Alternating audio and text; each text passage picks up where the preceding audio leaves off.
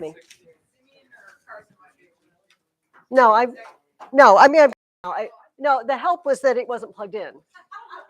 That part I know how to. Yes. Okay. So thank you for your patience.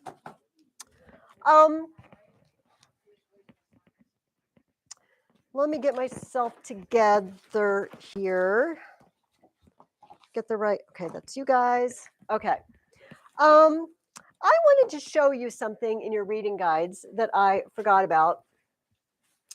And I would like to do a little history intro, I suppose, that doesn't have tons to do with what we are reading for this week, but just a brief look at it. And that is what's going on in the East. In the back, well, actually, it's not in the back. It's on page 1. I think I forgot to mention that I've put maps in this year's reading guide. I've put various maps throughout to help us kind of know what's going on. Europe goes through a lot of changes. Different people are in charge of different sections, all through the, I don't know, over 1,000 years, 1,200 years we're going to talk about. And so I thought I put some important maps in. And so take a look at the map on page 1. This is what Europe looked like in the year 500.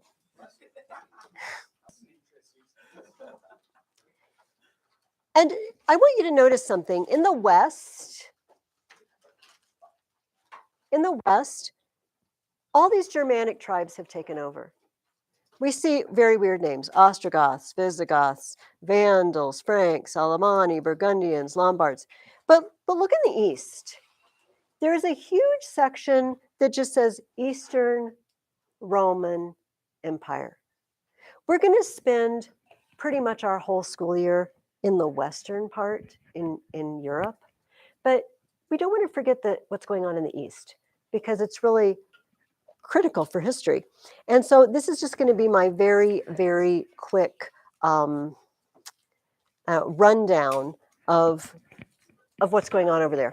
And this brings me to my art of the week. Those of you from past years know that I like to bring in some sort of artwork. I'm trying to be careful I don't knock that out again.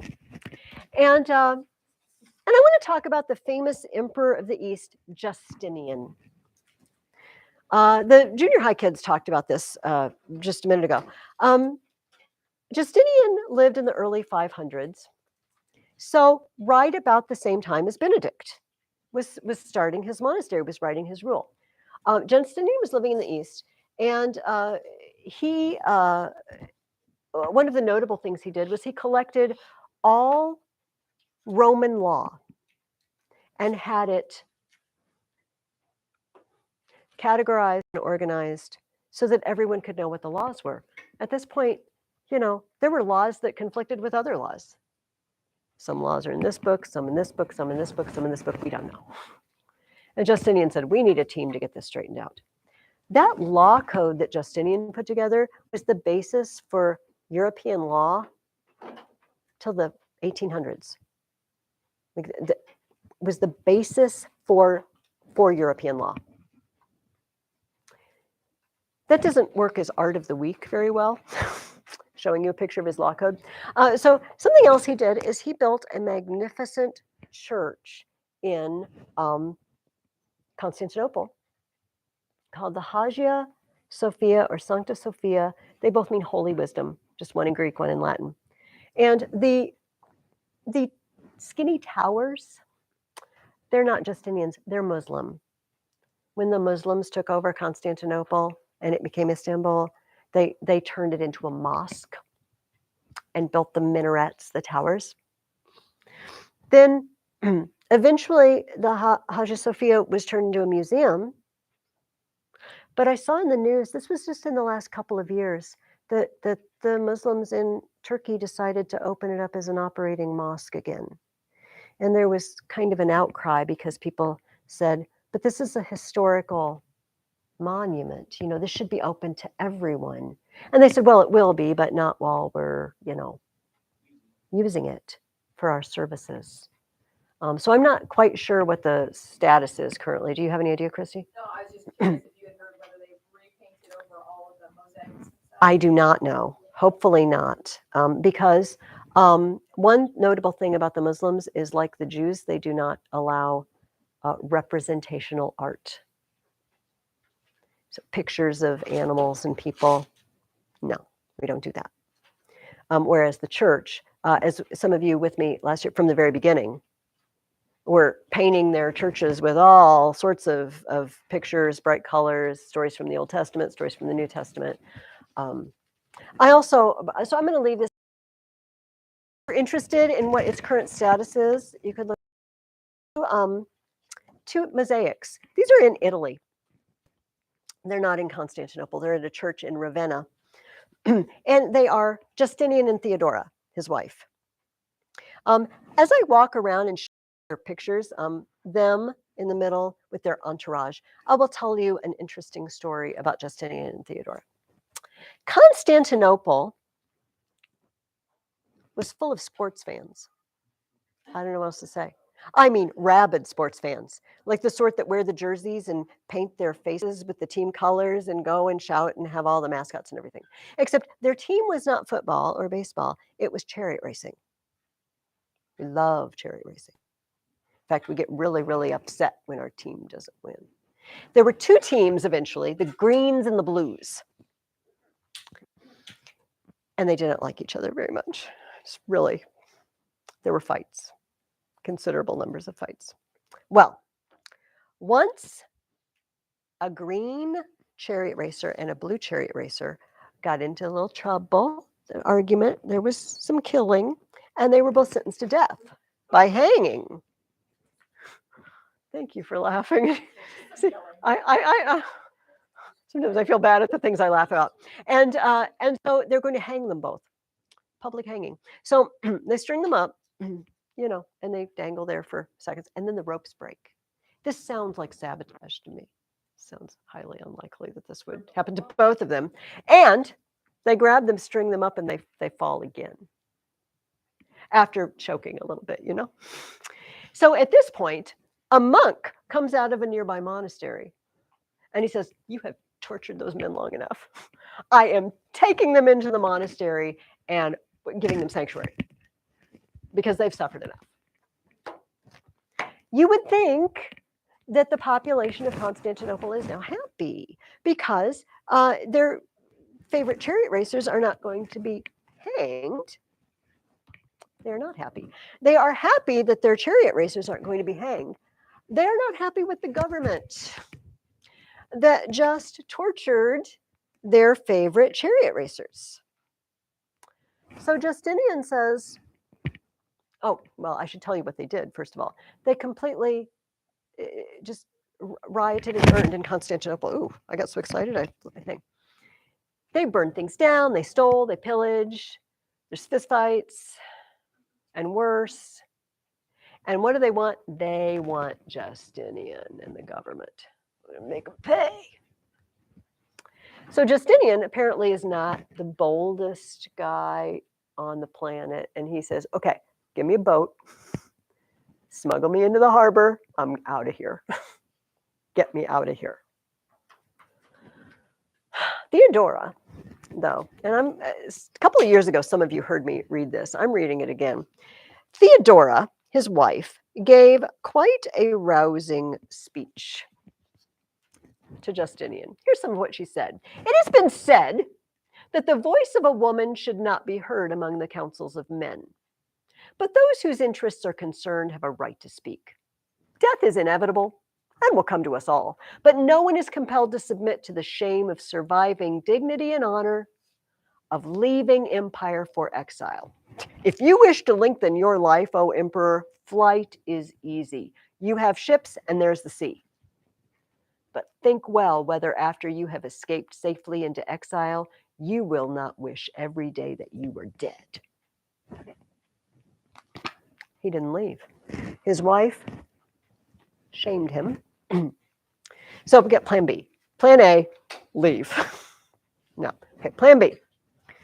All right. Belisarius, come here. Belisarius is his right-hand man, his head general. Okay. What's happening? He says, okay, they think you have run away.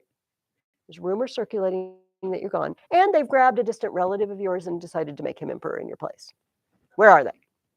All right, they're holed up in the hippodrome where the chariot races are held. They're in the stadium.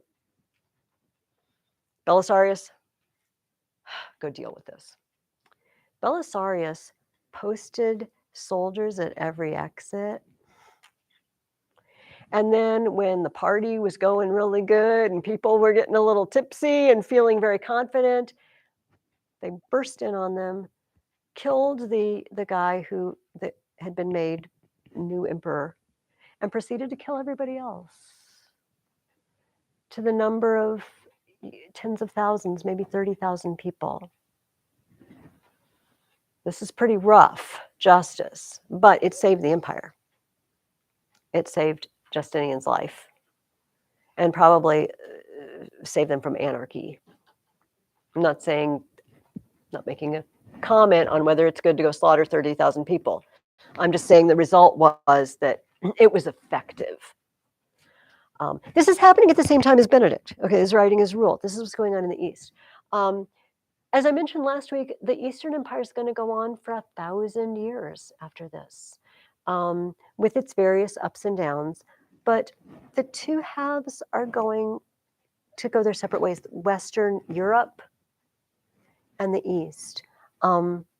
Eventually, we get to the point where the people in the East are speaking Greek primarily, and the people in the West are speaking Latin primarily. And more people over here can't even read Greek. So many of the church fathers, some of you read these with me, when they wrote in Greek, eventually in the West, they couldn't even read those church fathers unless they'd been translated. And it became difficult for the two halves to really get along or talk to each other. The church also separated. The Eastern Church worshipped in slightly different ways. Actually, the next book we're going to read talks about one of these ways. They had a slightly different theology, and they also had a different ruling system. There was no pope in the East. There were patriarchs. There were 4: Constantinople, Alexandria, Jerusalem, and Antioch. And they worked together in council. And they did not think that one person should be in charge.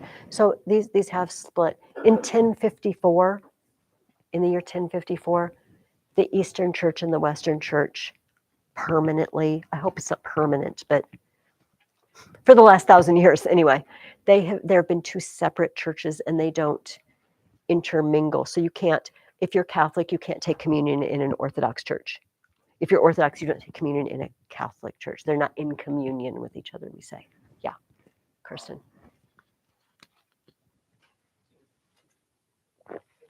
Like the cultures of like the East and then like Europe, the dividing line there, it is very much like the cultures have definitely divided as well because like Asia and Europe, like even though they're right next to each other, we think about them very differently because their cultures are just so different. Like, Europe is kind of more like us, and then Asia is just.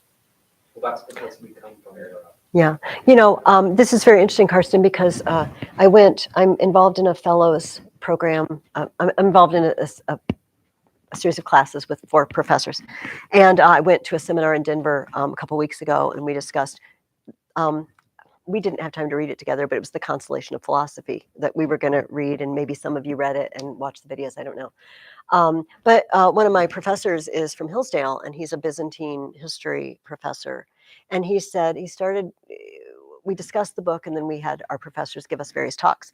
And he said, there's something that makes Mexico and Poland similar, but not China and Japan. There's something similar in the culture of everybody who's attached to the West in a way that the Far East isn't. And he said, it's Romanness. It's where the Roman Empire, the Eastern or Western, had influence in a way that they never did. And we're still, to this day, it's a very different sort of environment when people travel to Asia. It's just a completely different mindset and customs. And not that European countries don't have different customs. We're closer because Rome gave birth to in a way that it didn't to them. So it definitely is a dividing line. But that secondary dividing line was honestly along that line that you guys are too young for this, but when I was growing up, they referred to it as behind the Iron Curtain. The Eastern European countries that don't even exist anymore, Czechoslovakia and the ones that I had to learn to spell that, now don't exist. That Eastern Europe, they were Eastern. They were Orthodox. They weren't Roman Catholic. Sometimes the Roman Catholic and the Orthodox were fighting over those areas. It's like, we want them to be attached to our church. No, we want them to be attached to our church. And they would pull them, and they were that buffer zone between the two. But the two sides are really going to drift apart more and more and more until 1054. The churches are going to be separated. And we're not really going to follow that Eastern church because most of the literature we're going to read this year is from the Western half. So I just wanted to take a moment to sort of tell you what's going on in the rest of the world. But it's just that Alex had something first, the other Alex. The Eastern collection of Europe, wasn't that also communist? Yeah, and that's why they used to refer to this as the Iron Curtain. It's like a curtain drop, but it was an iron curtain. You don't just walk through this curtain until it was 1990 when the Berlin Wall. I remember the morning I got up and turned on the news and I said to my husband, I think they're tearing bricks out of the Berlin Wall, but I'm not totally sure on TV. And then that opened up. When I was a little girl, we used to hear stories. There was a man named Brother Andrew. He was a missionary and he smuggled Bibles behind the Iron Curtain. And he wrote God's Smuggler. That was the name of his book. It was very popular in the 1970s. God's Smuggler by Brother Andrew. And he tells the stories of how God sometimes miraculously, apparently blinded the eyes of the border guards to the fact that his trunk was just full of Bibles that were illegal. And he was smuggling them in to distribute in underground churches. So you can look at if that interests you. It's an easy read, but it's very inspiring. It's not like that anymore there. I don't think it's not illegal to be a Christian in those countries anymore. But for many years it was. So that area had a different history path than Europe, Western Europe has. And most of us, even if we come from a part of the world that's not Europe, like our family, our genetic heritage isn't European, we're still European because we're American, if that makes sense to you. Our laws and our customs, our founding fathers and documents came from the West. So, okay. That was a very fast Eastern Empire. Does anybody have a comment or a question before we dive into what you read? Oh, I'm sorry. You did have a question. I forgot. So my question is because I know during the medieval times when I know of the popes were in power and they were the ones that placed the kings and everything.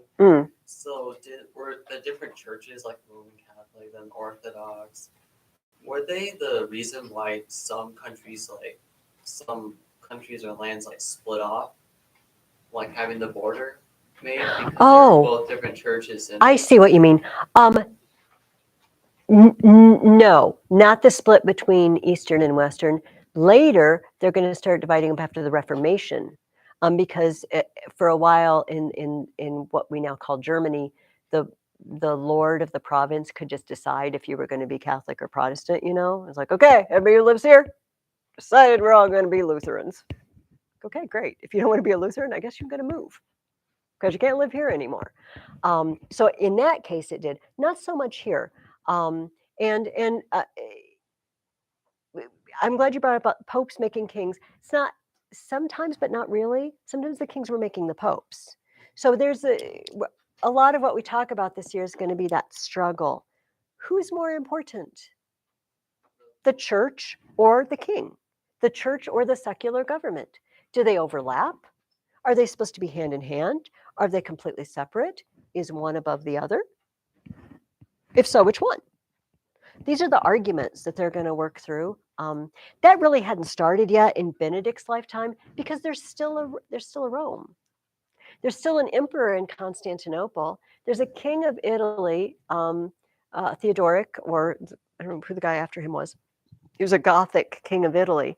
And so Benedict looks around and he says, okay, there's still Roman consuls. There's still a Senate. Everything is fairly normal. It's still Rome. And so if you had asked Benedict, where do you live? He would have said, I'm a subject of the Roman Empire. That's what he would have said, even though for us, we say, oh, wait a minute, though. The emperor doesn't have any power in the West anymore. And another thing, side note, Justinian did send that same general Belisarius back west to recapture a lot of what had been lost. And they did for a while. They recaptured North Africa from the Vandals. And if I remember correctly, there's a very interesting story about the candlestick and the furnishings that came out of the temple in Jerusalem. Do you guys remember last year, maybe you know, Jerusalem, Romans, in the year 70. And Titus, who later became emperor, took all the gold furnishings out of the temple that Jesus would have visited. The golden candlestick, the table for the showbread, the incense, everything. And they took it. Well, Vandals later came and they sacked Rome. What did they do? They stole, among the things they stole were the golden temple furnishings, and they ended up in North Africa. And apparently when Belisarius went to take over North Africa, they found them and brought them back to Constantinople. These things were world travelers. Yes. That was the Egyptians that stole all the furnishings. No. The Babylonians, but that was in 586 BC. And then they built a new temple when they came back. So the temple Jesus visited was not the same as the temple that Solomon, just on the same foundation. Okay. I'm sorry, that was our ramble through the East, but we need to talk about the West now. And let's talk about Benedict and his rule. But first, I want to talk about what Gregory wrote about his life. I had you read some of his dialogues about the life of St. Benedict. And tell me, the first question I asked you was, why did Benedict decide to withdraw from public life? Why did he decide not to follow the education government job route? Yeah, Alex. He wanted to live away from temptation. Okay. And what was tempting about the place where he was? Gregory praised how even though he had all the means to sin, he had all the money, he had all the power to do basically whatever he wanted, under the government, he chose to live away from all of that so that he wouldn't even have the temptations. Jesse, would you like to add something? No? No, you pretty much covered it. Okay. This is what Gregory says, and I find it very interesting. I'm on page 4, and I'm about, I don't know, halfway through that first paragraph. Oh, no, I'm not on page 4. I'm on page 2. I was wondering why I couldn't find my spot. Again, that first paragraph, about a third of the way down. But for as much as he saw many, by reason of such learning, the learning they were getting at school in Rome, to fall to dissolute and lewd life, he drew back his foot, which he had as it were now set forth into the world, lest entering too far in acquaintance therewith, he likewise might have fallen into that dangerous and godless gulf. Wherefore, giving over his book, his education, and forsaking his father's house and wealth, with a resolute mind only to serve God, he sought for some place where he might attain to the desire of his holy purpose. And in this sort he departed. Listen what he departs with. Instructed with learned ignorance and furnished with unlearned wisdom. Benedict looked around and said, these guys know all the figures of speech in the rhetoric book. They're really good at them. They can analyze a logical argument. They can tell you, if it's sound. They know all which forms are the sound forms of a syllogism and which ones aren't. But you know what they have? Learned ignorance. Because they don't know something really important. They don't know God. They don't know how to behave. Benedict said he wanted to reject the learned ignorance. He furnished with unlearned wisdom. And this is a problem for us, quite frankly, because we're sitting here and we're going to spend a whole year reading some really, important literature. We're devoting a lot of time and energy. Your parents are devoting an energy to your education. You guys, I'm asking you to work hard for me. Does it mean we're all going to fall into a lewd and dissolute life? Is it pointless and worthless? Does Benedict's choice mean we need to just throw all our books away? How do we respond to that? Do you guys have a response to that? What do you think, Ethan? We all have different callings. This is, we've been put in this program, and this is our calling to learn. It's really hard, but Lord willing, we're going to get through it with a better outlook on life, with wisdom and learning rhetoric. And this lifestyle, this is for certain people. Certain people devoting themselves to prayer and to helping others and to just saying no to self fully. That's one lifestyle for a certain person, but our purpose is to learn and to just learn all that God has given us. I have a question for you, but let Alex chime in first. I second what Ethan said, but the difference between the education that Benedict said would lead to a lewd and dissolute life, I myself find similarities between that education and public schooling, which we see many people do fall into a dissolute life after that. I mean, the difference between our education and theirs is more than just academic. We have a reason for it, to study God. God is the difference. Reason, capital R. So when we study God, we give this information that we acquire purpose. Without purpose, all the information we have is useless because we won't use it for any good. So not only are we learning better facts, but we're learning better ways to use them. Okay. The gentleman, well said. Benedict was surrounded by people who were not using their education to glorify God. I want you to just stop and think about something. So I have you write, we add figures of speech, you do other writing. When you get really, really good at communicating, which is the goal of learning these things, what if you're the sort of person who wants to communicate wicked things, but you're really good at it? Do you see the problem?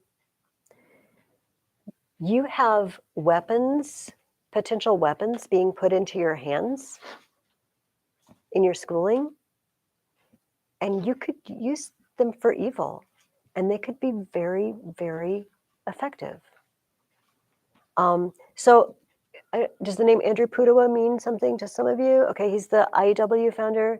And in one of his, I don't know if it's still in the current video, back when it was on VHS in 1998, he said, a bad idea presented well is more powerful than a good idea presented poorly. You can have the truth and not be able to present it well, and it won't be influential. You can have wickedness and present it very well, and people will fall for it. They will, well, see, what's popping into my head is even Satan presents himself as an angel of light, right? He makes it pretty. We're tempted by the pretty, not the ugly and the sordid. We're tempted so much by the beautiful. Oh, listen to that speaker. Oh, he's got golden words, but to think about what he's saying. Listen to that song. I love that song. What is it saying though? Because it's presenting it in a really lovely way. But is it worth anything? I'll let Ethan go and then Kirsten. That's kind of the importance of like this whole rule. Literally, half of the rule was literally just talking about they're given over to the devil when speaking too much, because taking that vow of silence, not only are you learning to deny yourself, you're also learning to deny your words, because with too many words, you're just going down a spiral at that point and giving yourself over to a debased mind. Mhm. And I think that's what that's covering, and isn't that the enemy of the soul? Mm-hmm. So too many words. Too many words. Too many words. I need to take that to heart myself. Karsten, what were you going to say? What you were saying with like good speakers teaching evil thing, like that's what's going on with our culture right now, with the rise of like abortion and the LGBTQ whatever stuff. All of that is evil things that are being presented in a way that's appealing, and it's louder than the truth because it's being presented better than the truth, because currently it seems like the only way that we know how to present the truth is by saying, no, that's bad. And nobody wants to hear that. So No.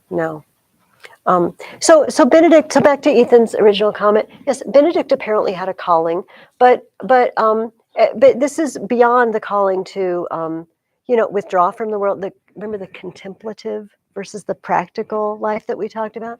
We live in a country where education is universal, right? Our goal is that everyone is able to read, is able to be competent, no matter what our ability levels are.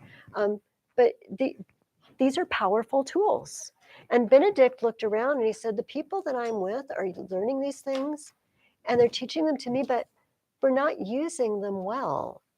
And I would rather have a wisdom that is unlearned than a learned ignorance. And it's a horrifying praise. So I think what we want to do, I mean, my whole life has been getting a better education than I got when I was your age, because it wasn't so hot. And I've tried to remediate myself for 40 years now, because I want to be learned, but I want to be a learned wisdom, right? It's got to be for a purpose. It's got to be for God. Okay. Next question is much less deep. How did Benedict get food while he was in the cave? Jesse. It was nearby. There was an abbot, wasn't it? There was a big bread. Mm-hmm. A monk. Yeah, a monk under the rule of Abbot Theodocus, it says. Sorry, Yes. I remember the abbot. Yeah. And you just go to the cave, lower it down in a basket, because Benedict just wanted to be alone. What happened to the little bell? Do you remember? somebody threw a rock at it. Yeah. Or it says and break it. Yes. Who did they think did it? Who does Gregory say did it? Do you remember? I thought that him break it. Old enemy of mankind. Oh, no, and break the bell. Yeah. Who is the old enemy of mankind? Satan broke the bell. The old enemy of mankind, envying at the charity of the one and the refection of the other, seeing a loaf of bread let down upon a certain day, threw a stone and break the bell. Do they mean like break the bell like it doesn't work now? Yes, it broke. We would say broke. This is an older grammatical syntax style. So I think. Oh yes, go ahead. No, go ahead. I might not have even seen the hand, Alex. Go for it. I forgot, what was the bell being used for? Just to say. To tell, hey Benedict, your food is here. Okay. It's the dinner bell. It's the dinner bell. Maybe it's not. Well, it's the dinner bell. So of course, like we talked about last week, these guys go out and they live this wonderful holy life, and it attracts people. Oh, I want to go visit with Benedict. I came out here to be I feel like parents know how Benedict feels occasionally. No, we never ever want to be alone. Um, alone? It happens eventually. Until then, you have to hide to eat the candy bar. And even then, they hear the candy wrapper. What have you got? No, that never happened in my house. Benedict was not ever alone after people found out about him. And a group of people said, would you please come be the abbot of our monastery? And I think I told you this story last week. How was Benedict treated by the monks who begged him to be their abbot? Yeah, and they tried to kill him. That's not good. I feel like there are deeper problems in this monastery than Benedict's rule will help. I feel, see, this is another thing I want to laugh at inappropriately. Yes. On what planet did a bunch of monks think, poison him, let's just kill him?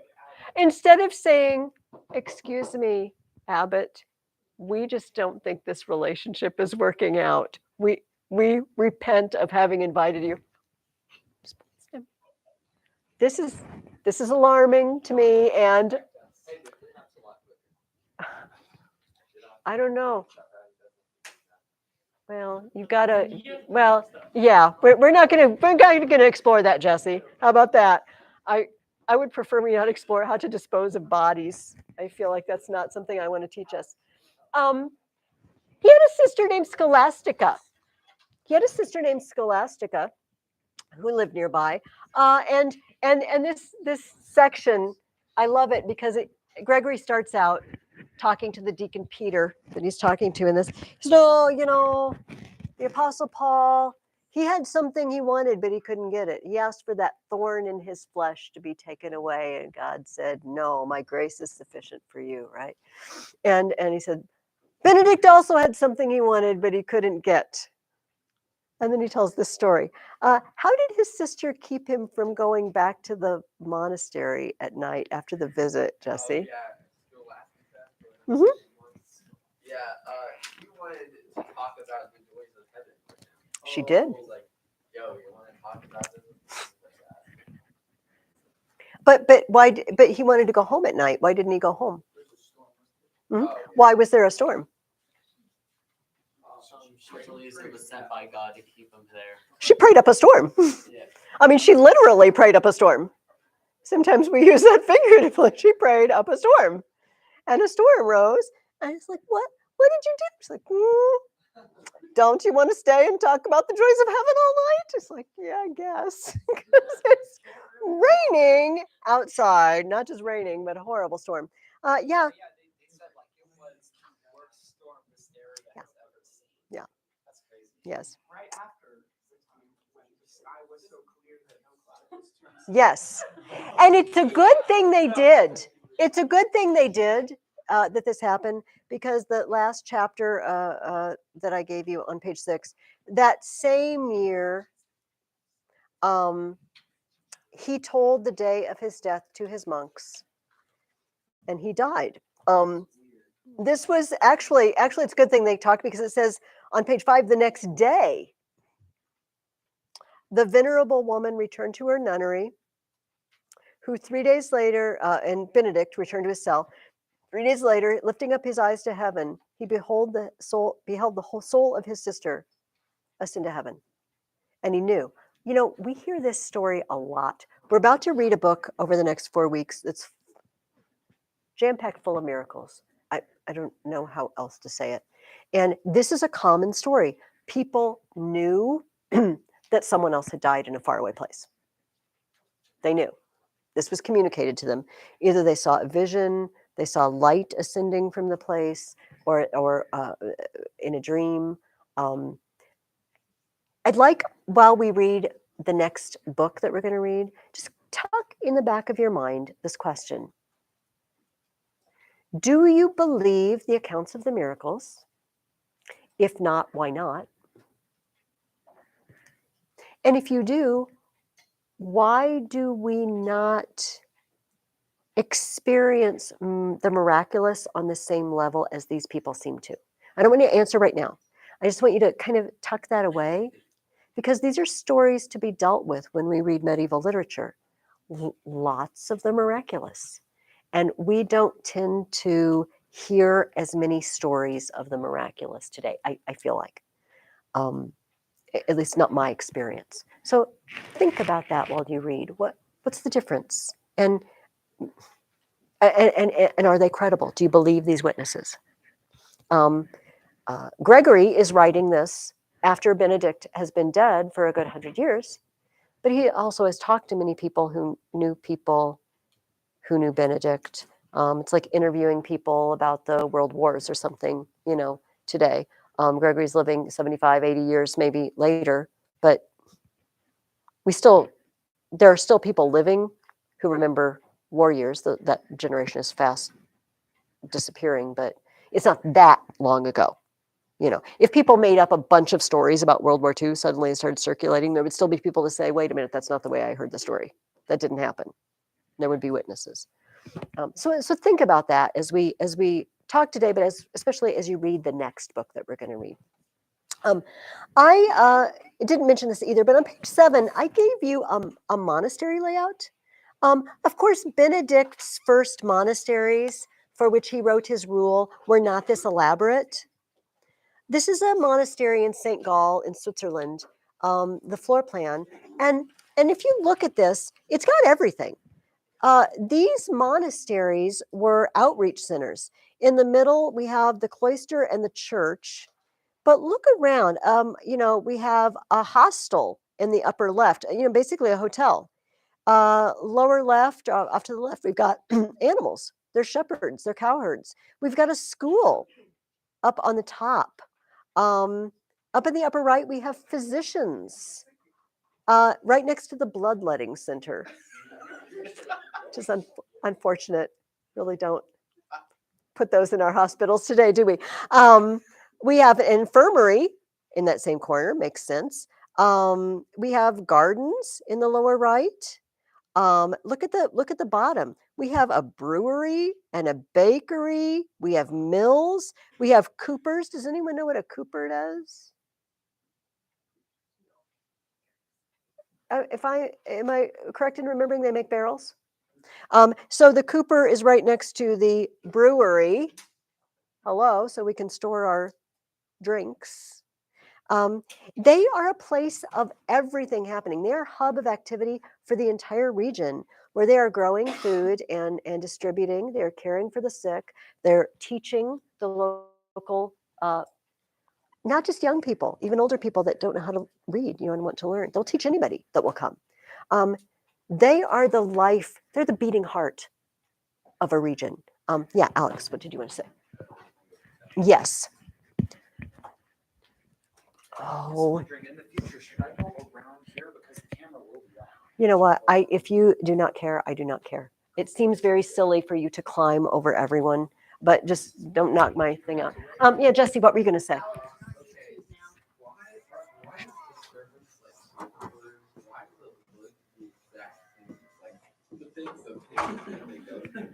Well, I don't know that any of these people, frankly, had fancy living quarters, but if you're going to take care of animals, you need to be near where they are. It's convenient for you.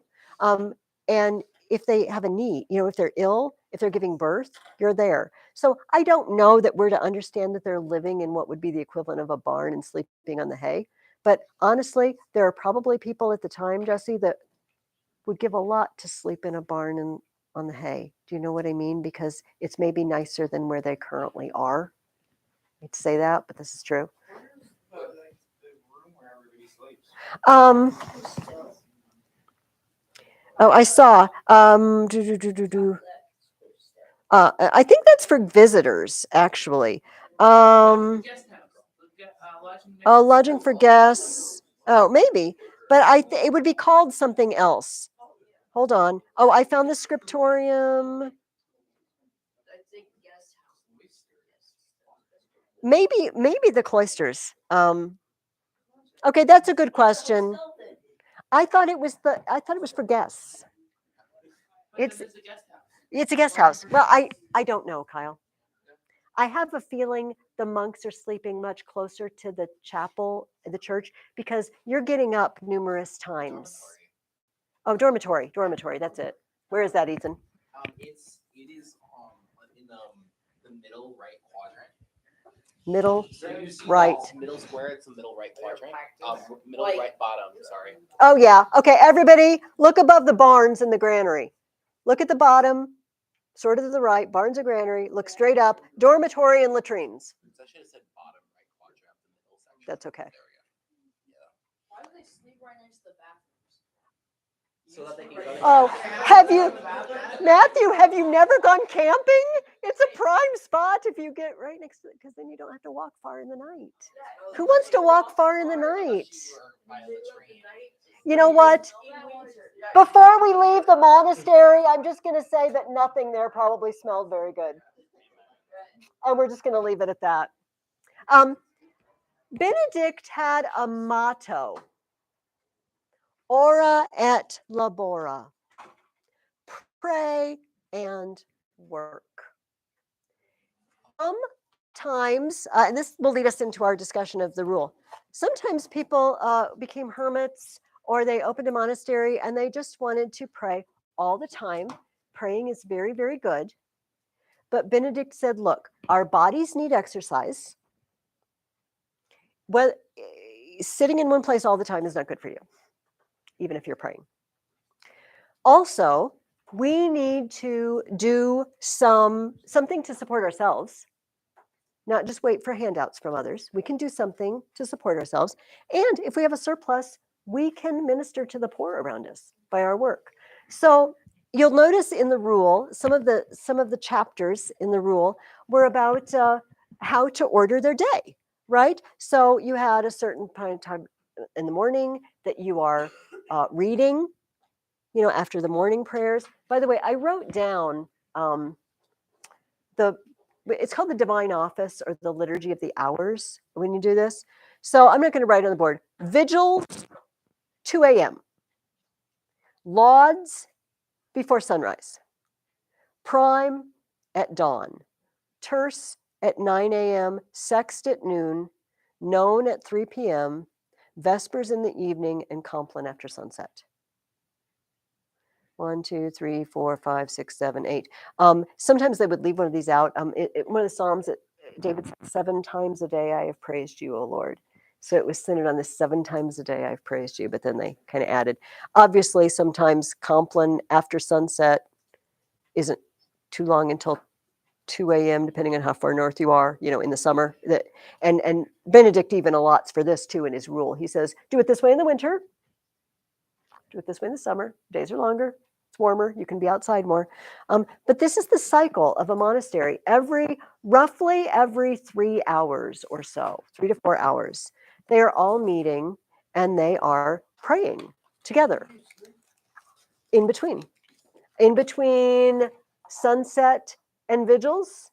And then after vigils, you go back to bed and you sleep a couple more hours. How do they wake up? Because they don't have a lot of clocks. Do you ever notice that sometimes you get used to just waking up at the same time? Yeah, how do they get used to it though? Sun. First. The sun. Oh. The sun. Light. Yeah, at 2 a.m. Yeah, I was gonna say 2 a.m. Oh, well, hold on to that because Benedict mentions this at one place. We'll get to that. He's like, sometimes it's hard to get up. Benedict is pretty practical, I feel like. So let me read. I'm going to read from the prologue, which you might not have read because I told you to start at the text and I left out the prologue. But he says this. We intend to establish a school for the Lord's service. In drawing up its regulations, we hope to set down nothing harsh, nothing burdensome. The good of all concerned, however, may prompt us to a little strictness in order to amend faults and safeguard love. Do not be daunted immediately by fear and run away from the road that leads to salvation. It is bound to be narrow at the outset. But as we progress in this way of life and in faith, we shall run on the path of God's commandments, our hearts overflowing with the inexpressible delight of love. I'm going to set up a school of righteousness. He says, nothing harsh, nothing burdensome. You know, you're going to get up at 2 a.m. It's fine. Nothing harsh. Nothing harsh. One of the things I want us to do together this year is let things like the rule measure us. We talked about the fact that a rule is a ruler is someone who is like a king. Rules are a list of things you're supposed to do, but a ruler is also the thing that has inches and centimeters on it. And how willing am I to be uncomfortable for God? God doesn't say you have to get up at 2 a.m. and pray. He doesn't say this. But if I thought it would be good for my spiritual state, would I do it? Or would I just roll over and go back to sleep? Or to make it even harsher rule. So I don't know about you, but my church doesn't meet at 2 a.m. Guessing none of you normally have church service at 2 a.m. Probably. So it's at a comfortable time when I've probably slept enough. Am I ever sort of looking at the clock and thinking, I've been here a while, and I'm sitting on a comfortable chair in an air-conditioned room. They're not asking me to lose sleep or anything. I mean, do you think there was central air in these monasteries? What's the heating situation? Not good. It was uncomfortable, and I'm tired, but I am doing this because I want to worship God. I want my whole life to worship him. Yes. And so this is a way that sometimes, okay, nothing burdensome, nothing harsh, a little rule. He ends the book by saying this is just a little rule for beginners. For beginners. He ends it with. What am I? Oh my gosh, what am I? This seems rough. Our standards of comfort are really different. And our standards of what we will put up with, even for a good cause, are really different. And I don't think they've changed for the better. You know? Let's be honest here. Okay, this is a lot better than a lot of things, okay? Would you rather just like you commit a sin and then you're dead. You're gone. Off the face of the earth. I mean, of course there's punishments and stuff like that, like, you know, the rod, of course, which was talked about, excommunication, stuff like that. But like, I mean, it's a lot of rules and stuff, but better than not being dead. And you're the whole point of it is so that you're, you know, trusting in the Lord. Mm-hmm. But then again, I don't know about this, but I don't think they get the idea. Like once you, I mean, like, yeah, you got saved and everything, but the best you can do is just try to do your best, and the rules and everything are good. But it's like, I'm kind of getting the idea where it's like, okay, you believe in God, so just try to follow these rules the best you can. It's almost like what the Pharisees did. This is a good point, Alex. Because they have all these rules from the monastery where it's like, you do this, you get excommunicated, you do this, for exile you, Mhm, bring you mhm. back, you do this, you have to punish, you get punished, and you have to live with it. And it's like, the idea of like, Jesus came into the world to wash away our sins. Mhm. We're free from that sin. We can't be around, basically judged with them anymore because we have Jesus in our hearts. The best we can do is do what God commanded and follow the natural law or the Ten Commandments that have been burned into everyone's heart the best we can. Because we're not perfect like God, but at the same time, we have to do what God said. Mhm. And well, we've been washed, so we've been cleaned of our sins, so we don't need to worry about that anymore. Mhm. And what the monks are trying to get at is like, you sin, you have to dedicate yourself to the monastery, or you have to ask God into your life. Mhm. And there's all these rules to go along with it and the process as well. So I'm kind of getting at what the Pharisees did. Okay. It's almost like Catholic as well. Let me put it in this way. There's two ways we can look at following a list of rules. One is, you know, if you don't do these things, you're going to be punished, right? And most of the rules we encounter are like that. Speed limits. If you don't follow this rule, you will get a ticket. Um, you know, if you steal things, you will get put in prison. All right. So that's one way to look at rules. You will get punished. They're bad, and you will get punished. But think of it this way. C.S. Lewis. Some of you have probably heard me tell this story before, and I don't remember which of his books it was in. But he said, "Okay, picture a dog that's been rescued from the pound. Okay. Think about what this dog's life has been like, living on the streets, and it's been adopted into a family now. And the family now starts doing inexplicable things as far as this dog is concerned. First of all, it is forced to be bathed. What? I don't love that, says the dog, but what? You want me to, what? No, I know you're spraying me. This is annoying. I never had to do that when I lived on the streets. And then, they start giving it certain food, maybe at certain times. The food dish isn't out all the time. When I lived on the streets, I ate whenever I wanted, when I could get it. And now I have to do this. And they want me to smell good, like, and they're clipping my claws. And now, here's the kicker. I can't go to the bathroom anywhere I want anymore. What? When you gotta go, says the dog. And you just do it wherever you are. And this crazy family says, oh, no, no, no, no. And they yell at me and they take me outside. What is this? Now, from the perspective of the family that has adopted the dog, they're instituting rules for the dog. But what's the goal? The dog will live in the house with you and be a member of your family, and will sit in the family room and curl up on your lap on the couch while you watch a movie. It's a good beyond the dog's wildest dreams. But the dog's like, what the heck? I can't just poo on the floor here? And you see, when they punish the dog, and this goes back to what Alex said, when they punish the dog, it's you broke the rules and you must be punished. It's for a greater good. Does that make sense? They want the dog to have something better. And what if, when we fast and we pray and we follow certain spiritual disciplines, it's not because God will be mad at you if you don't do it. It's because it fits us to live in the kingdom. We're like the dog getting a bath and being told, no, you don't eat whatever you want, whenever you want. You've been bought with a price and you don't belong to yourself now. You need to start living in the new reality that's not the same as the old reality. Would that make a difference, Alex, in the perspective?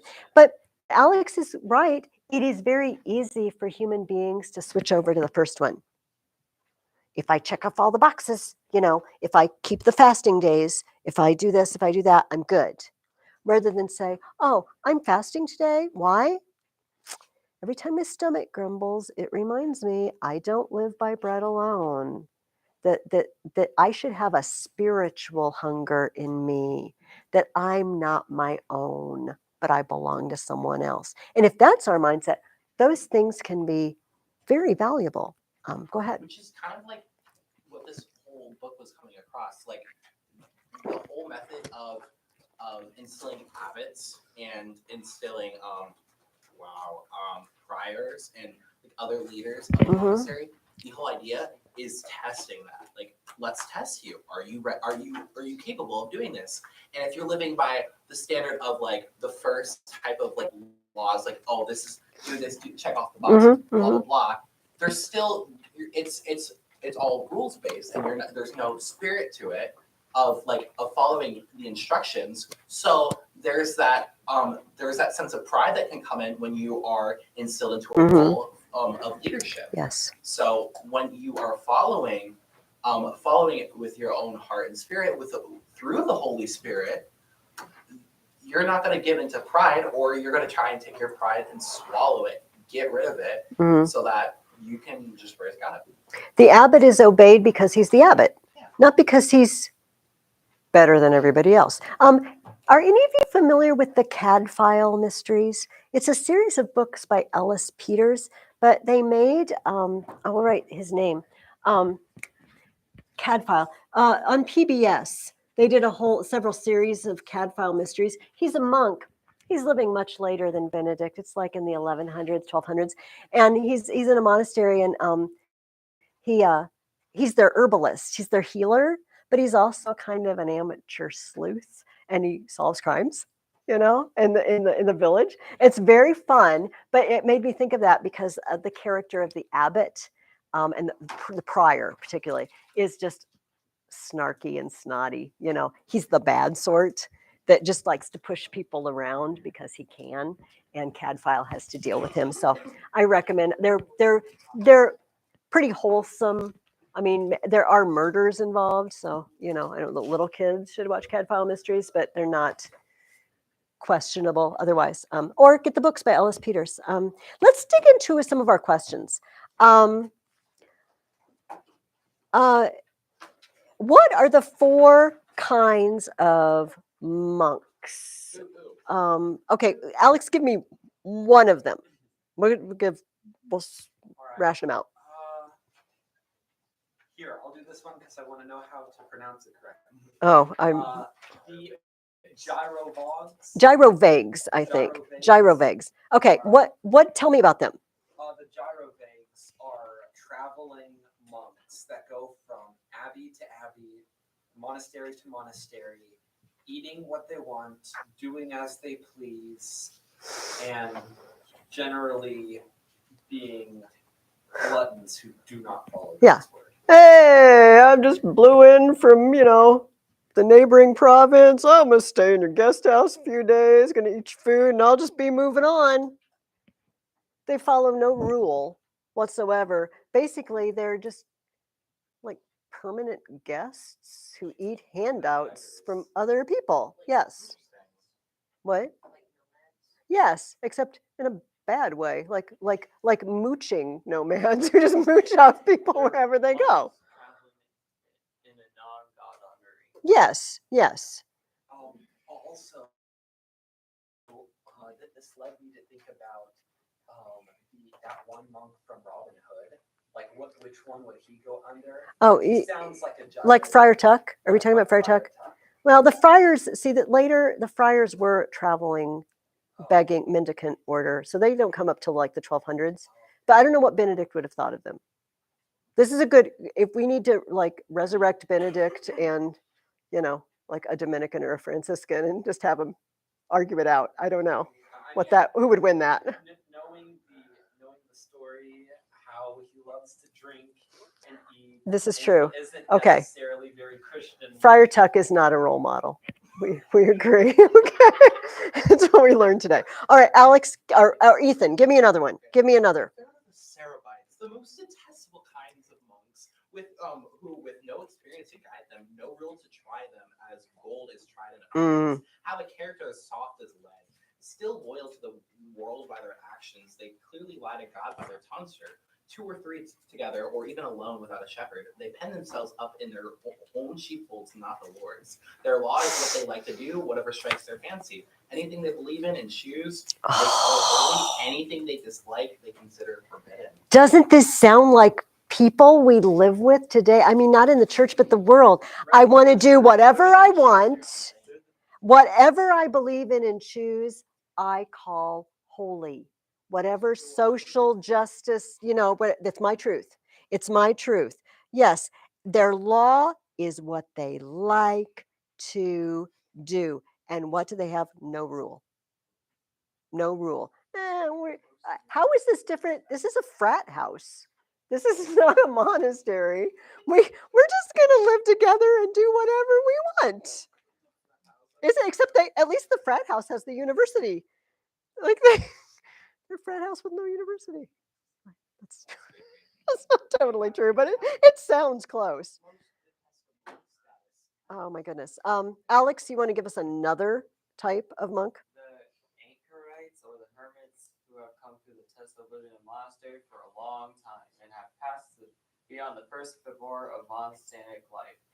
Thanks to the help and guidance of many, they are now trained to fight against the devil. They have built up their strength and go from the battle line to in the ranks of their brothers to the single combat of the desert. Self-reliant now, without the support of another, they are ready with God's help to grapple single-handed with with the vices of the body and mind. This is very interesting because Benedict did it the other way, didn't he? He was an anchorite first, and then he moved into monastic life. But he almost sounds, what you read sounds like he's saying, you go into monastic training. And when you, it's like raising a child a little bit. You know, your parents have rules for you, and there is sometimes punishment associated with not keeping the rules, I'm assuming.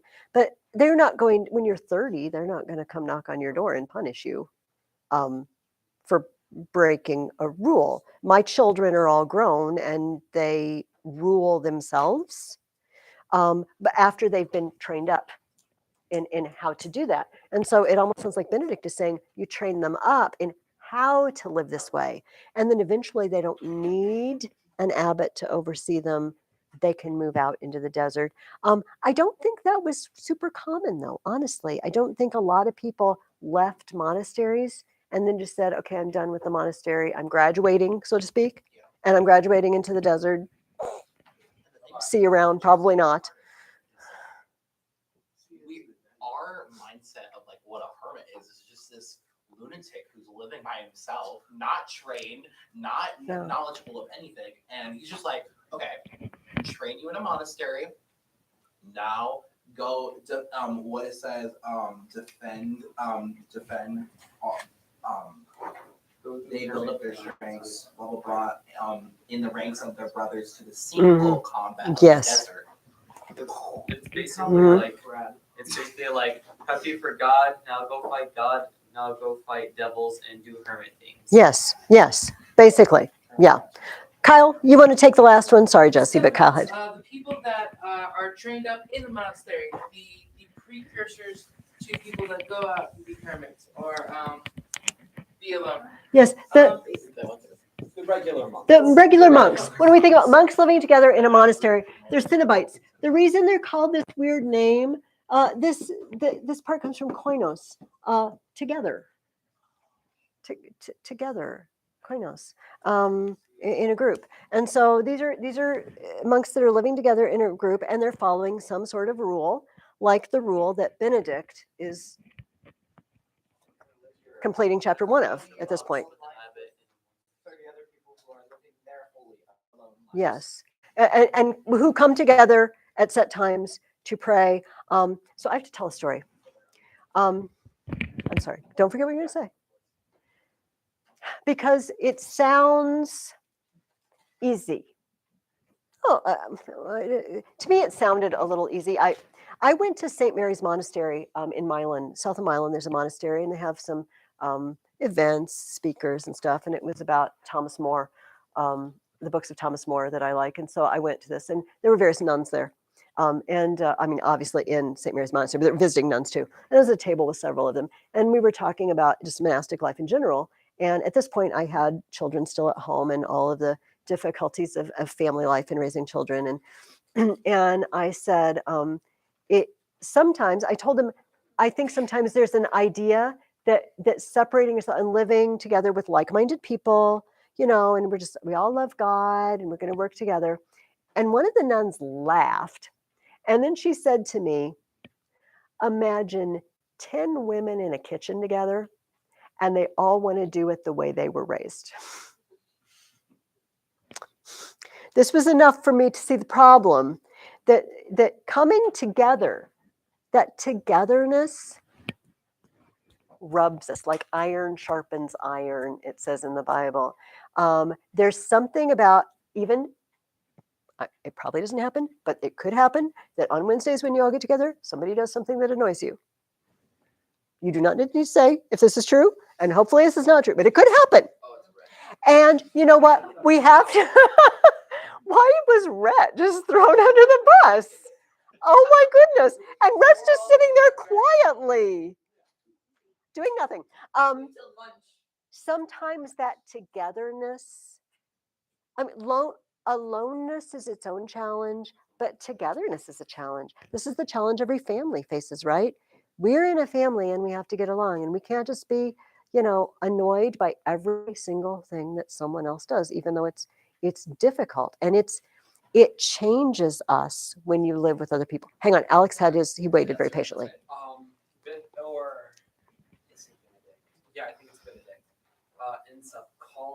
the Cenobites, the strongest type of monk,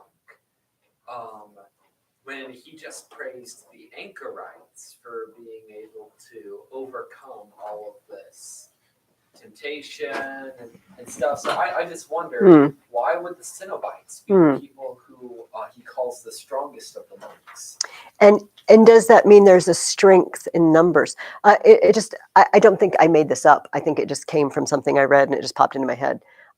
But picture a water hose, and when you obviously the narrower it gets, the more pressure there is on the water, with more power it spurts out. You know what I mean? That togetherness puts pressure on you.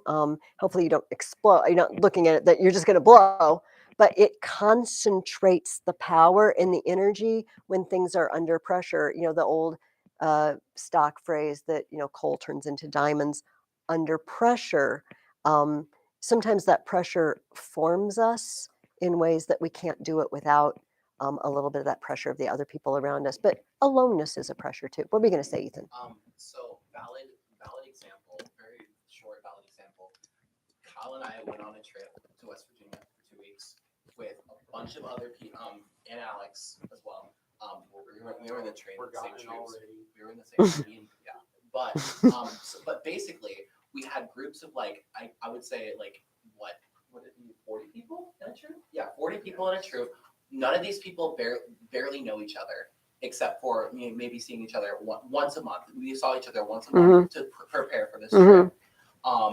And we learned about the different types of leadership, and talking about you are going to go through a storm period in your group because we're all trying to do something, and we're just rubbing against each other. And try going on a trip with 39 other guys that you barely know, and go on a 2-week trip, and then you'll learn a lot about leadership, a lot about just praying to get through the day. Yeah. So, and imagine doing this with no rules. Yeah. You see, with no guidelines. This is how we are all going to behave, treat each other, and monitor ourselves so that we can work together. Okay, because of the time, we're going to move on to the second question. What does Benedict say our attitude should be towards prayer? I did not tell you where to find it, so I'm wondering, does anybody have an answer? Okay, do it. Do it. I definitely, yes. Does anybody want to add to it, Kyle?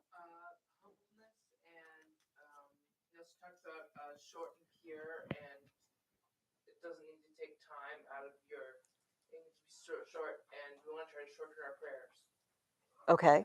You don't need to do everything that Jesus was telling the Pharisees. You stand on the streets and you pray really loud, lengthy prayers with big words, and nobody cares. Nobody cares. You're doing it for a show because God already knows. Well, Go ahead. people may care, but God Oh, yes. is Yes. not looking at that prayer as No. an actual sincere. Mm-hmm. Oh, you're praying. You're praying on a show. Mm-hmm. Did you want to add something, Alex? He told us that we should all be completely silent. Or I don't know why I'm saying it as if I were a monk and he was telling me, but they should all be completely silent during prayer, only focusing on God. And I see from the schedule, I didn't really find a straightforward answer in the book to this question, but I saw by the schedule that they prayed so regularly and often that Yes. they were truly praising God throughout the entire day. Pray without ceasing. Yeah, right? That's that's What were you? Fear, because he's big and mighty. So if you were to fear someone who's above you, like a king or something, Yes. then you talk to him.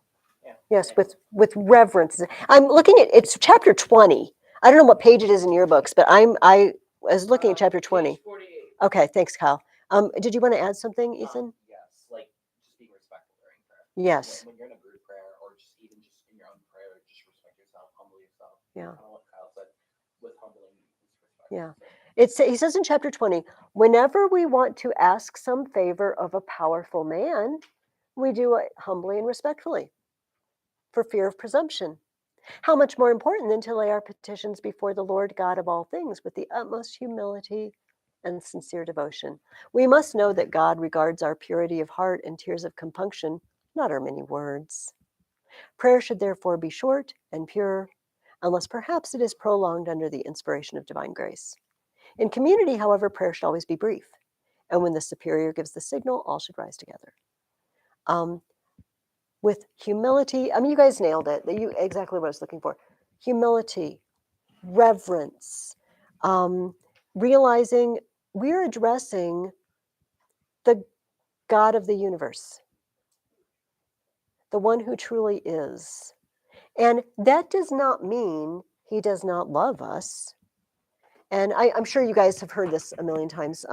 When we say the fear of the Lord is the beginning of wisdom, we don't mean we run away and hide like Adam and Eve did in the garden because they knew they were in trouble. They messed up.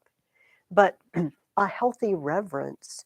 And sometimes I feel like the church goes back and forth, over the ages. Sometimes it's reverence. Oh, he's so far away from us, I can't approach God. But then it's like, he's my best buddy.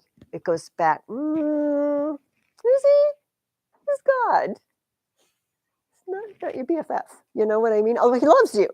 So I think maybe we go back, the pendulum swings and what we call a reverent attitude or a humble attitude. But this is important information that Benedict gives us, advice, because we saw, as Alex mentioned, how very much they are praying. They are spending hours. You know what? Each of the hours. I mean, they call it the liturgy of the hours, but it means because it's at set hours. Probably, I don't know, 30, 45 minutes, maybe. It's not. It's not a whole church service. They're going through various psalms and they're singing responsorily. Many churches still do this. One side says the first line of the psalm and the other side answers, and it goes back and forth, and it's very lovely because we're all doing it together.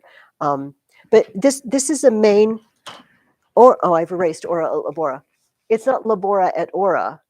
Work and pray and work. So to think about how we should pray was important to him. The next question I asked you is, what is the enemy of the soul? And what is Benedict's prescription? Anybody else want it? All right. I'll let Alex, the front Alex. The prescription is specifying time. Well, work. Just Yes. basically work all the time. No breaks. Although, he was no breaks, they're always busy, but they're not always doing manual labor, are they? There's that time when they're reading every morning after the morning service. Maybe they'll take a nap and then they have the second morning service. It's like second breakfast. Now the second morning service, and then they have chosen a book out of the monastery library and they're working through it, and they're reading for 30, 45 minutes an hour. So it's not all manual labor. There's also intellectual labor, right? But they are always busy. We did not, correct me if I'm wrong, if I missed it. I don't see a lot of just recreational downtime. We're just hanging out. We are praying. We are engaging in manual labor. We are reading. I don't know if you caught when they eat together in the refectory, they have a reader. They take turns. There's a reader for the month, and he's reading out of the Bible, or he's reading out of the church fathers, or some spiritually edifying material.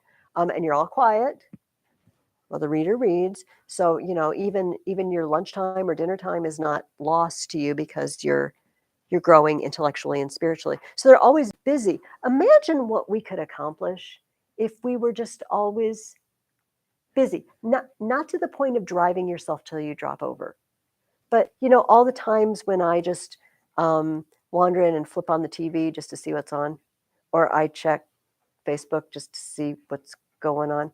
I wonder how much time every day I just waste. This is another place where this measures me. that, oh, they're not working themselves into a frenzy and damaging their health, but they're always busy with something productive. And man, did they accomplish a lot. What were you going to say, Karsten? I kept noticing they reference some scripture, something that's abbreviated SIR. The book Wisdom of Sirach. So this is the Protestant Bibles don't have that book anymore. That was among the books that were removed at the Reformation. It's very much like Proverbs, the Wisdom of Sirach. So SIR is the Wisdom of Sirach. And you can it's probably free online if you're interested. It's very much like reading Proverbs. Can you still like find a copy of it? Well, all Orthodox and Catholic Bibles have it in the Bible still, but I'm sure it's public domain, Matthias, so you can probably Google it and you can read a few of them, but it's going to sound very familiar to you. It's going to sound exactly like Proverbs. Another book is sometimes abbreviated like this, Ecclesiasticus. It's not Ecclesiastes, it's Ecclesiastes. It's another wisdom literature. It's very much like Proverbs. So those Bibles have more of what we would call the wisdom literature, like Proverbs and Ecclesiastes, those sort of books. Thank you for asking. That was a good question. What two main warnings does Benedict give the craftsmen of the monastery? Oh, Jesse hasn't had a turn in a long time. Wasn't one of them, I don't know if it was this one, this might not be correct, but one of them was not to be prideful or arrogant and not to get like fed up. Yes. I'm so good at what I do. Look at me. Because then you get to No. not do it anymore. No, that definitely. That's one of the advice. Do you know what the other one is, Ethan? Second one, when things are to be sold, those responsible must not practice fraud. Don't cheat people. These seem like basic. See, this little rule for beginners, right? You're like, okay, if you're an awesome cooper or metalsmith or blacksmith or whatever, don't get all full of yourself because you don't have anything that God hasn't given you anyway. Any talents you have, God has given you. Second of all, don't gyp people. I'm not supposed to say gyp anymore, am I? That's wrong. Don't cheat people. Oh.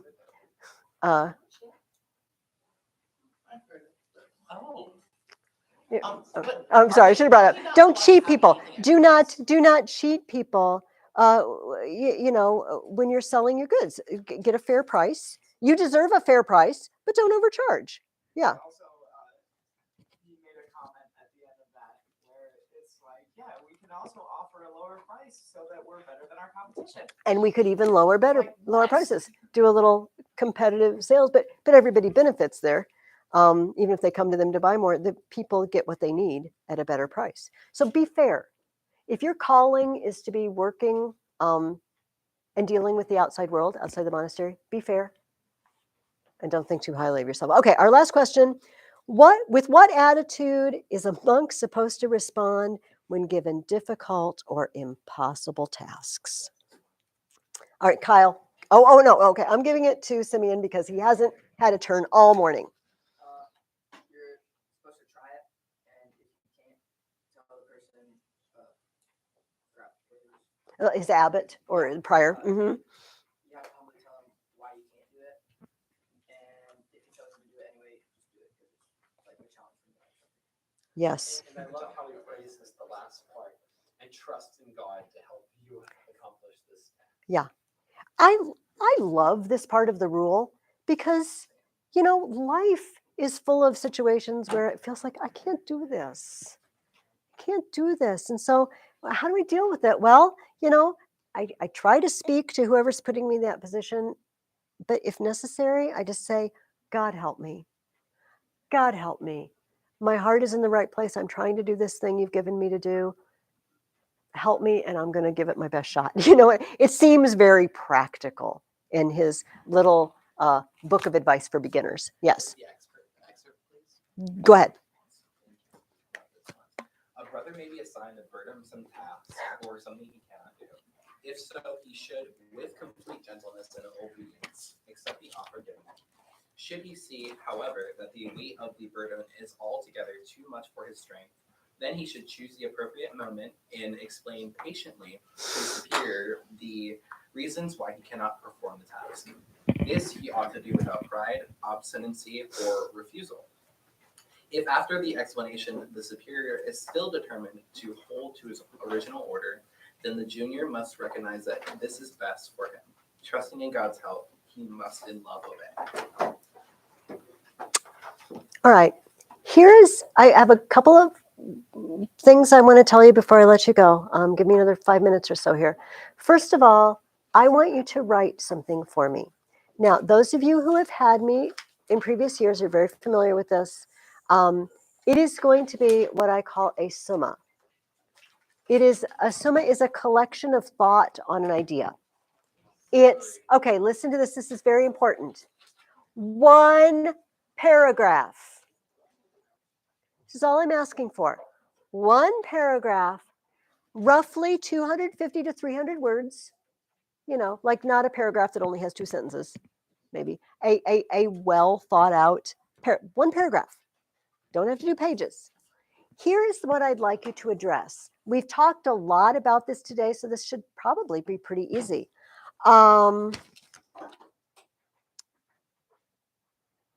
What is the purpose of discipline in the Christian life? Yeah. And I mean not other people disciplining you. I mean self-discipline, following the disciplines, right? Of prayer, fasting, almsgiving. Those are the 3 standard Christian disciplines. What is the purpose of discipline in the Christian life? I would like just one paragraph. You can use anything we've read, what we talked about today. I think we gave each other a lot of material for that. All right. What is the purpose of discipline in the Christian life? One paragraph. Now, before I send you out, we're going to read 2 things. Yes, Rhett. Oh, just pass it up this way. If you have papers that you haven't, some of them got passed earlier. Yeah, pass them up to Alex here. And Alex, you can just lay them here. It's okay. If they're all in a row, I'll figure it out. For next week, we are going to read 2 different things. First of all, in your reading guide in the next week, I have given you some of the Confession of Saint Patrick. Also living at the same time, but this is an autobiography. It's several pages. And then I have, some of you may be familiar with it. It's called the Breastplate of St. Patrick. It's a famous prayer. Some of it has been set to music and some people sing it as a hymn, I do believe. But this is a poem. This is a prayer basically written by St. Patrick. St. Patrick's breastplate, right? His armor, his protection is his faith in God.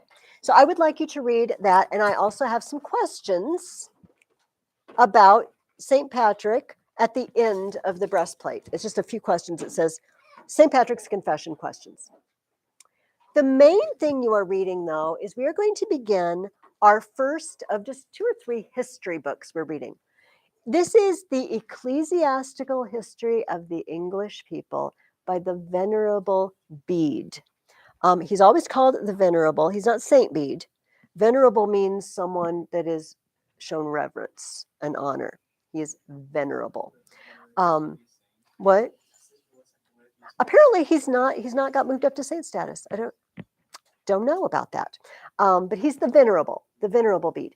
Bede was born in 673. So he was born almost 200 years after Benedict. And he was born on land owned by a monastery. He was given to the monastery at the age of 7 for his education. People did this with their kids. In fact, Benedict talks a little bit about the boys given to the monastery. It doesn't mean they're going to be monks necessarily. They're just going to live there and get an education and be trained up as clerks. They might work in the government. They might work for the church, but they live there. That was Bede.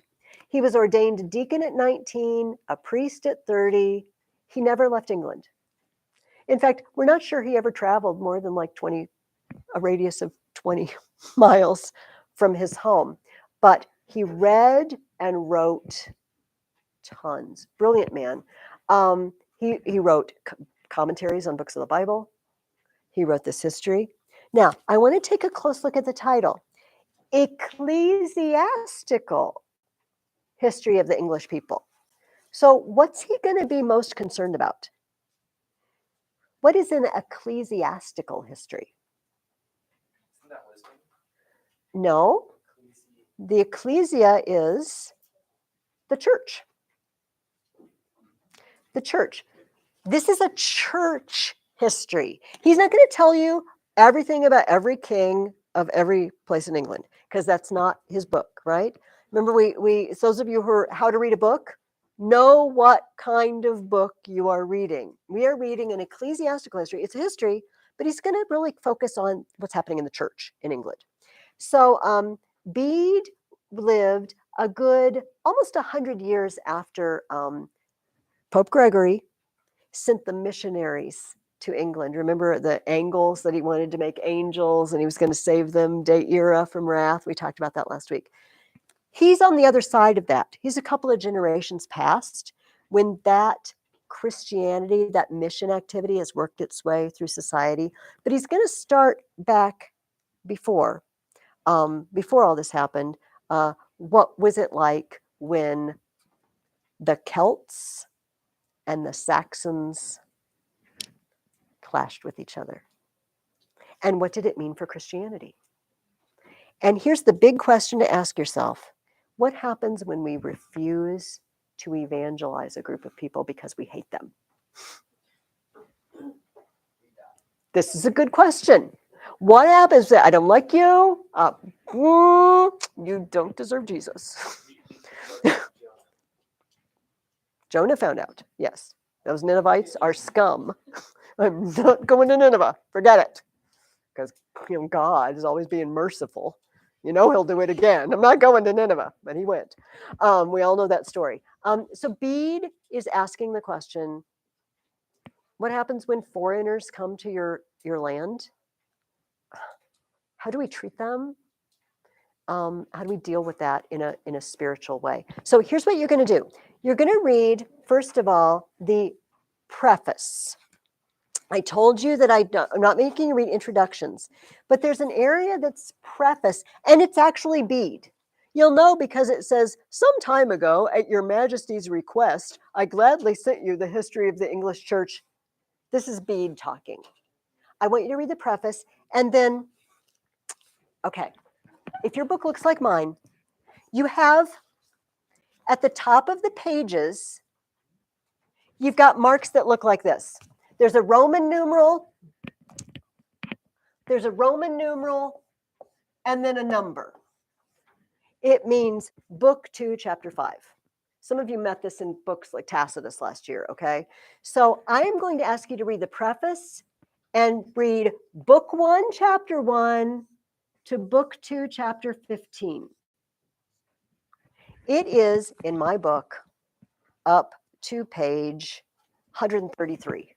But remember, you're not reading 133 pages because it's a bunch of introduction, at the beginning. So up to page 133, if your book looks like mine. But up through book 2, Roman numeral 2, chapter 15. And Chapter 15? yeah, go through the end of chapter 15 and answer the questions that I've given you in your reading guide about it. And just note there's a few questions on the next page. They're not all on the page. If you turn the page, there's a few more. And we will find out what is going on in England in the years 500 to 700. And it's pretty wild. Anyway, thank you so much. I will see you next week. Bring me your paragraph and your reading guide. And hopefully I will have most of your sentences back for you, if not all. I will ration them out and try to get through all of them.